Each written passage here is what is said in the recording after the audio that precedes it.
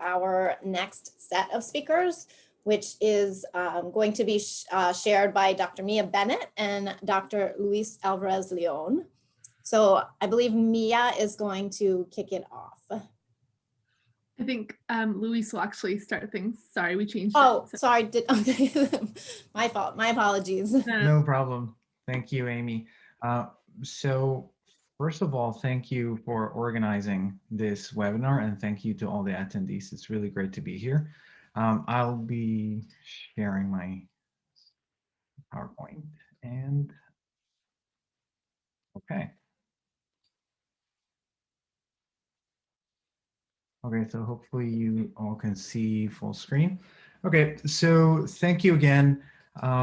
I'm going to be talking about the politics, property, and ethics in remote sensing. And this is just want to acknowledge this is work that I've done in collaboration, and it's in progress with Scott Stevenson from now at Rand Corporation and Colin Gleason, who is at UMass Amherst. Just to give you a sense of what this talk is about is, first, I'd like to give an overview of some survey results on the perceptions and practices that we've collected in the remote sensing community through a survey, and then propose a couple of ways to reframe the practice of remote sensing to consider issues like politics, like economic dimensions, and particularly ethical dimensions. And then, oh, okay, presenter view. So just gonna see. Yeah, Luis, if you stop Just swap sharing. your display. Yeah, okay. and then there you go.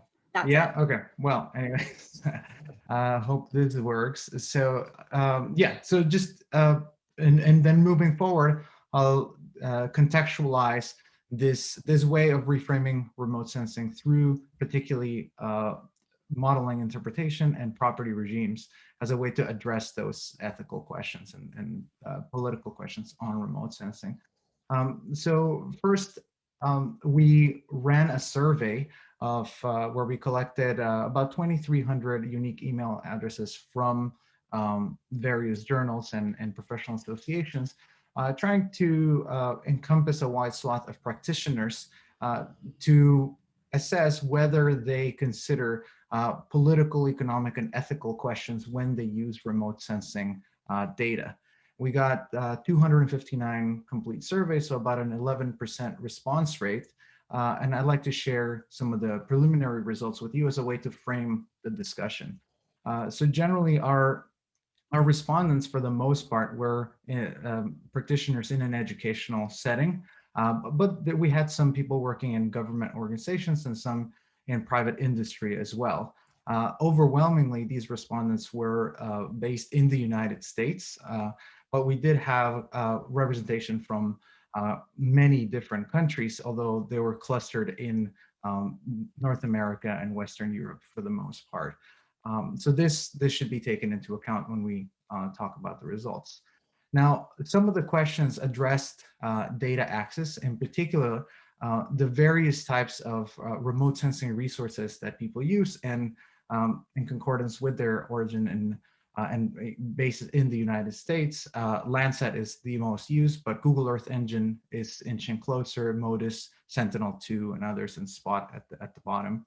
The majority of these users access data free of charge, which I think is an important consideration, especially when we take this into other non-Western contexts or non-North American contexts. So these questions about data access then led to some questions about data neutrality.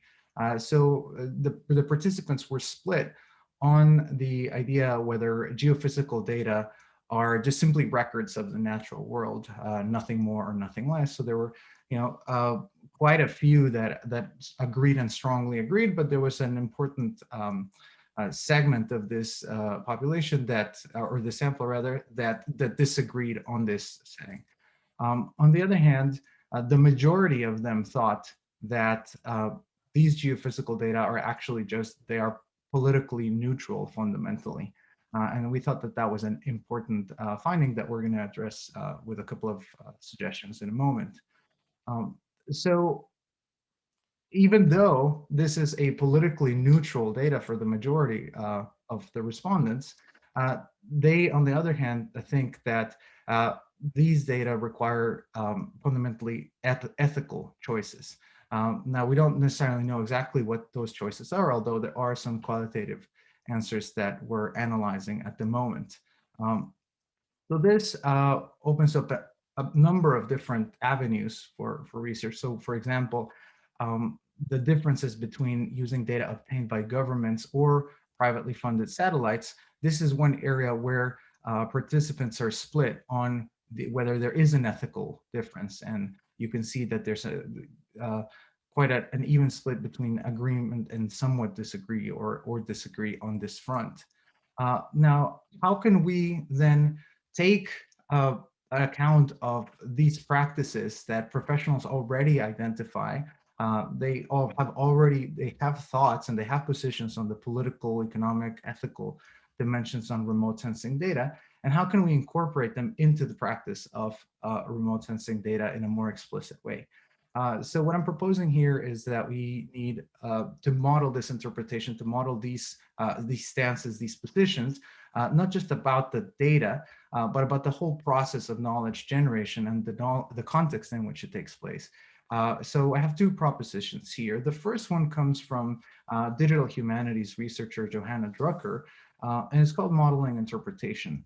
So she talks a lot about how data cycles are really the creation process for visualizations in particular. There are a lot of steps that are hidden in this process. And so part of the task is really to show how these data visualizations and the data sets themselves came into being. And so an innovative approach is to then bring this process out without all its complexities, variations, decisions, and particularly the point of view, the situatedness of the people who are making those decisions. So if we take the example of, and so one way that I am proposing and my co-authors are proposing to then bring about this interpretation and all of the positions and sort of variations that come with it is through the idea of property regimes, it comes from the institutional analysis and design and the School of Common Pool Resources. And so this is really about trying to understand how resources are allocated and the different agreements and negotiations, the rights and roles that are allocated in trying to figure out the organization and the assignment of resources. So understanding remote sensing data through this lens can give us an eye towards emphasizing those political and economic dimensions that are already part of the remote sensing practice, but not necessarily in an explicit and systematic way. And so just a brief example, in the case of Google Earth Engine, that is one of the technologies that has recently revolutionized the practice of remote sensing. A property regimes approach would look somewhat like this. And I'm not going to go into detail, but just to point out that by just simply identifying who are the different actors that are part of this process, who are the owners, who are the proprietors, who are the claimants, what types of transactions happen sometimes in the background and sometimes in the foreground, and who gets to benefit in different ways, or who has to pay, not always necessarily in a monetary sense, but what kind of exchanges of information, of money or other resources are shaping the process of production. This can help us understand the process and the politics and the ethical dimensions of remote sensing. So moving forward, the idea here is to take this identification and acknowledgement that remote sensing professionals already have and systematize it through various ways, of which this is one proposal, and put it towards, oriented towards answering some of these questions about essentially who can benefit from remote sensing, who can be harmed, how is this process situated in broader social political context, and of course inflected by a host of other ethical dimensions. So thank you.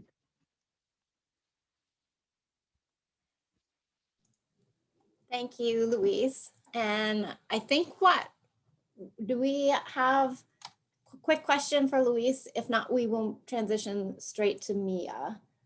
I don't see hands raised or in the Q&A. So let's transition straight to Mia and then we'll do a full set of questions afterwards. Alrighty, terrific. I will share my screen then.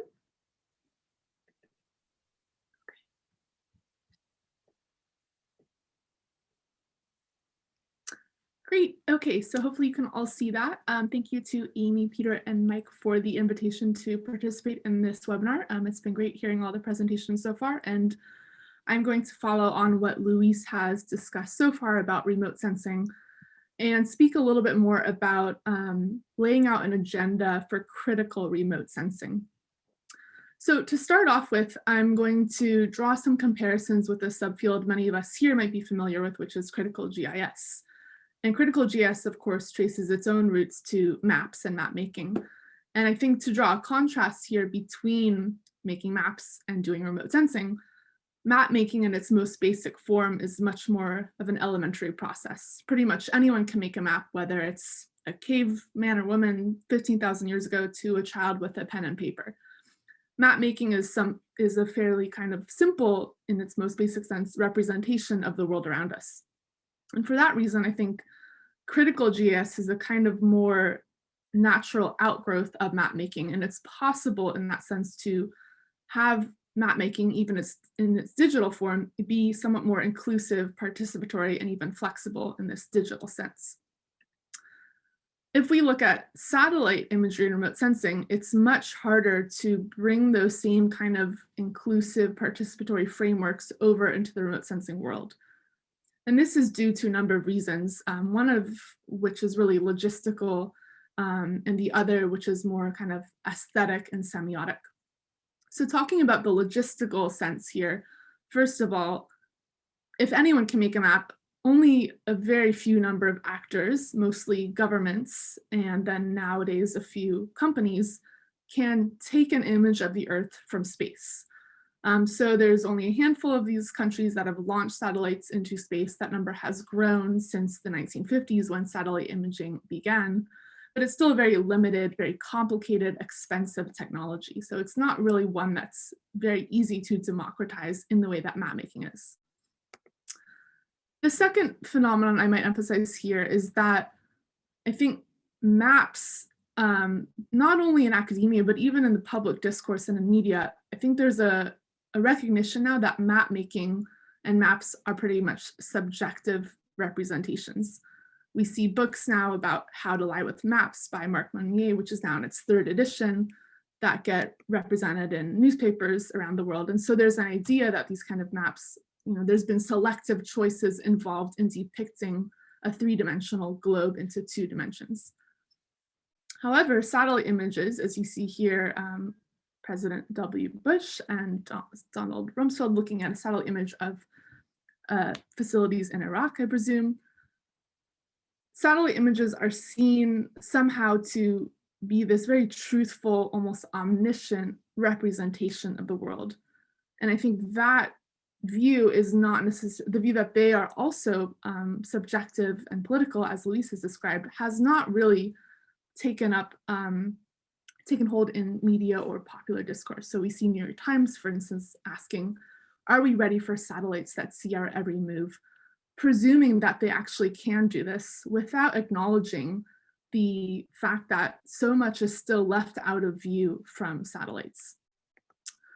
So we can trace this supposed omniscience of satellite imagery back many decades. And I think one seminal moment in this kind of timeline would be the Cuban Missile Crisis in 1962, when the US ambassador to the United Nations, Adlai Stevenson, said he was prepared to present the evidence in this room that Soviets had placed missiles in Cuba.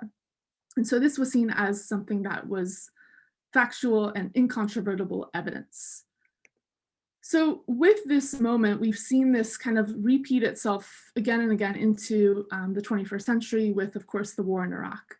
And I think this reflects a growing tendency in the international community that evidence has to be provided to legitimize government decisions, whether it's, as you see in this memo from the US State Department, about trying in this instance to convince the international community to join the US in declaring war in Iraq, or in a broader sense, thinking about the rise of evidence-based policymaking, which has really come into vogue in not only liberal democracies and in the West since the 1980s and 90s, but also, as I'll show, in countries like China, which are increasingly trying to marshal as much evidence as possible before making policy, and as I'll show, marshal data specifically.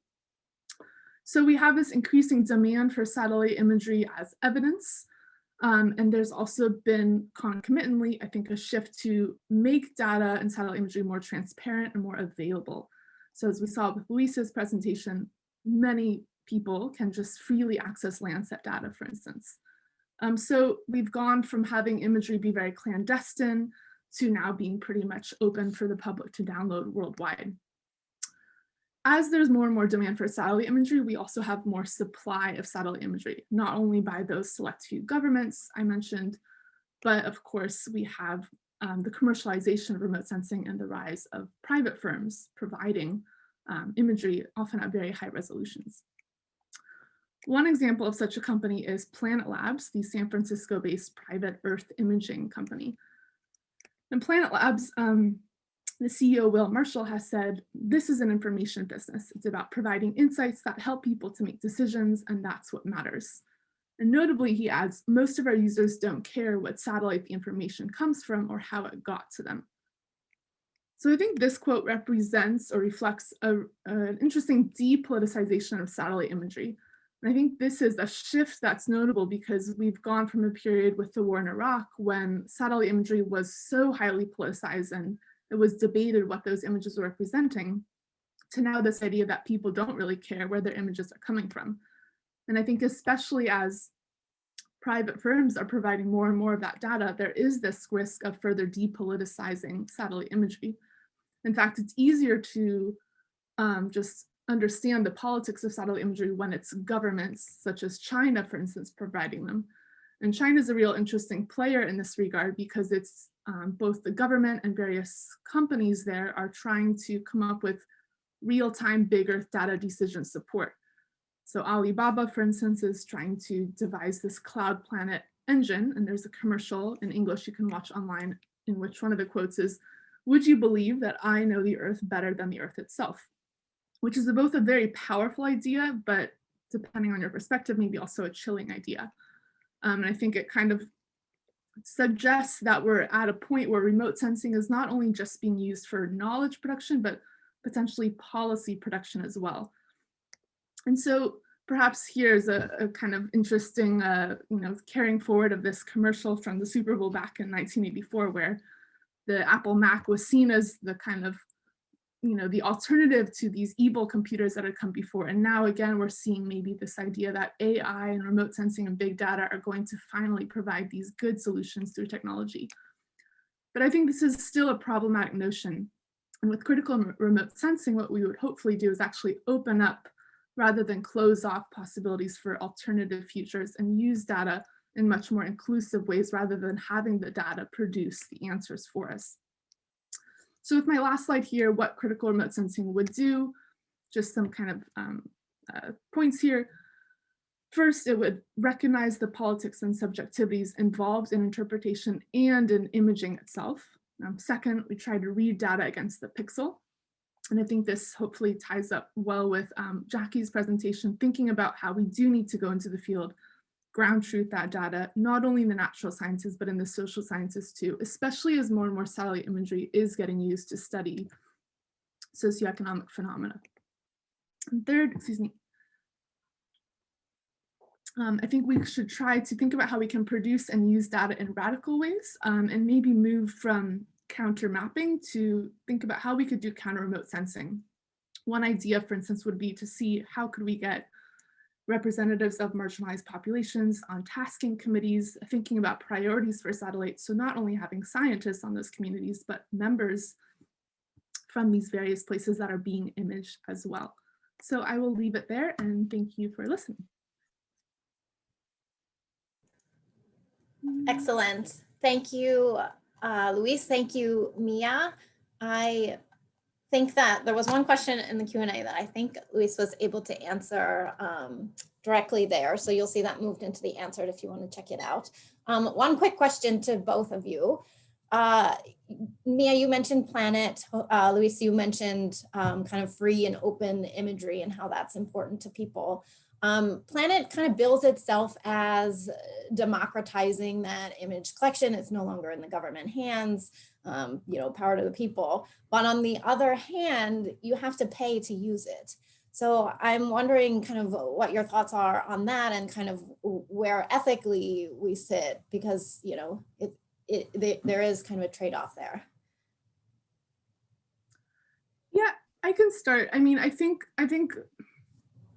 on the one hand, I don't want to totally negate the possibility for the private sector to be altruistic in a certain way.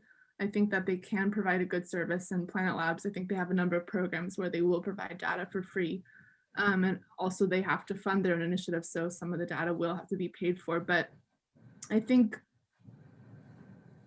it's just, yeah, it's something I haven't fully come up with a good answer to yet, but I suppose in thinking about imagery that is not being provided by tax dollars, but rather by a for-profit corporation, just considering what their own kind of missions might be or their own underlying goals, like are there certain things they want to image that are leaving other ones left out.